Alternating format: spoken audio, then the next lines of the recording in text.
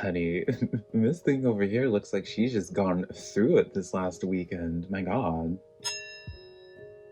Hey, girl. Oh, my beautiful Aries, how are you doing? My name is SimplyVelca, and I'm going to be doing your weekly general reading. Now, I also do your weekly love reading between you and your soulmate, which I'll leave a link to over here if you'd like to check it out. But when it comes to any of my readings, Aries, rely on your intuition, because put it in perspective, just a man reading some tarot cards to you, Aries. You know your situation better than I ever possibly could, so take the cards that resonate and leave what doesn't, because I promise you I'm not going to be offended by it. If you find some cards that resonate with you, be sure to give me a like and subscribe, because it does help out my channel a lot, and I always am super appreciative when you take the time to do that for me, Aries. Also, let me know in the comments below your aha moment, as I like to say, of a card that really resonated with you and you feel like was pulled just for you, Aries. That's how I keep up with y'all, through those comments and how cards just resonate with you, right? So I have your cards pulled. Let's just start getting into your reading now, Aries. Your overall energy here is the Two of Swords in the reverse and the Eight of Wands in the reverse for you. Now, this can seemingly, right, when you have two reverse cards in your overall general energy, can kind of seem like a pretty spooky thing. And we do have the Queen of Wands in the back of the deck energy here as well for you. So this is letting me know, Aries, this is really almost like a push for you to assert your independence a little bit more, Aries, in some type of way. So let me explain. Eight of Wands, I always consider this as a card of tapping into your potential. So when this is in the reverse, there's something that you're doing, Aries, that's almost like a disservice to your potential, like a disservice to your talent in some type of way. And this could easily just be where you're not honoring it and tapping it, like simply tapping into it. So almost like let's say you have a talent for writing, but you haven't done any like poetry, you haven't done like whatever type of writing, genre of writing that you do, you haven't done that, you haven't put yourself out there in some type of way. That's what this really means. Paired with the Two of Swords in the reverse, in the upright, Aries, this is when someone is guarded, closed off, right? But it also is someone that needs to make a decision on something, that is thinking something through before they make a decision on something, Aries. So when this is in the reverse for you, it's almost like this refusal to even see the decisions that you need to make. So it's like, you think about this, it's like refusing to see the paths set in front of you that are potentials for you to walk down if you tapped into your potential. So it's just like, let's use an example of that writing again. Let's just say that you always doubted your writing ability and you feel as if like you don't consider options of publishing your work because you don't feel like you're good enough, right? So you don't consider like these different avenues of, I mean, I don't know how it works for publishing for authors. If you want to tell me, feel free to let me know in the comments, Aries, if any of you guys are authors. But you know, like, you don't, because of this, like, you don't bother, like, because you don't consider like your work ever being considered to be picked up to be like published, right? You don't put your work out there, you don't put it out on the internet to be seen, you don't even do your writing anymore because you just always feel like it's not going to come to anything, right? So you stick to your 9 to 5 or whatever, right?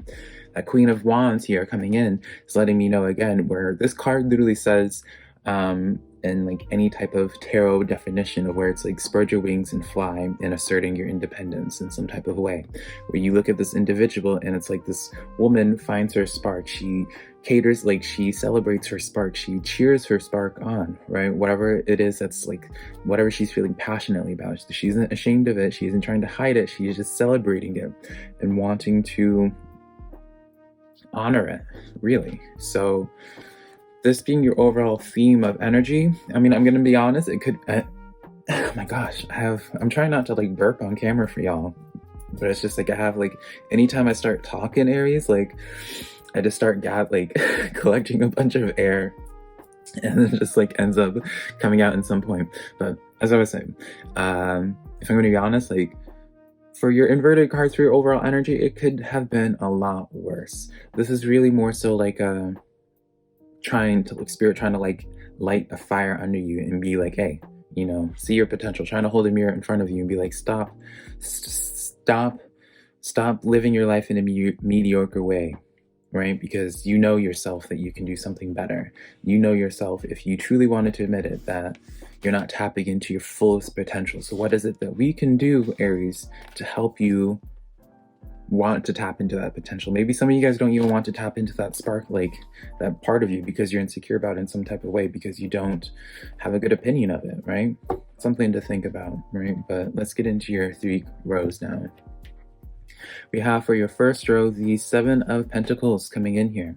So the 7 of Pentacles is, again, where it's like that long-term energy. So let's just continue on with the example of writing, right, Aries? This would be someone who it's like, you would have like several books or like several poems that are like really good, that if you were to publish them, there would be like, it would be received well. It's almost like you're sitting on golden eggs. Like you're sitting on 7 golden eggs, and because whether it's like, and here's the thing, like you're sitting on them and tending to them, so it's like you acknowledge that it's good almost. So it's like it's almost like now it's like you almost realize your potential, but it's like, why are you just sitting on it? Is it because of like this perfectionist attitude some of you might have, Aries, where it's like you feel like those, like you keep on just like waxing, or I don't know what you do with what you would do with golden eggs, right? You just feel like you're trying to make it perfect before you release your work, right? For doing that writer analogy.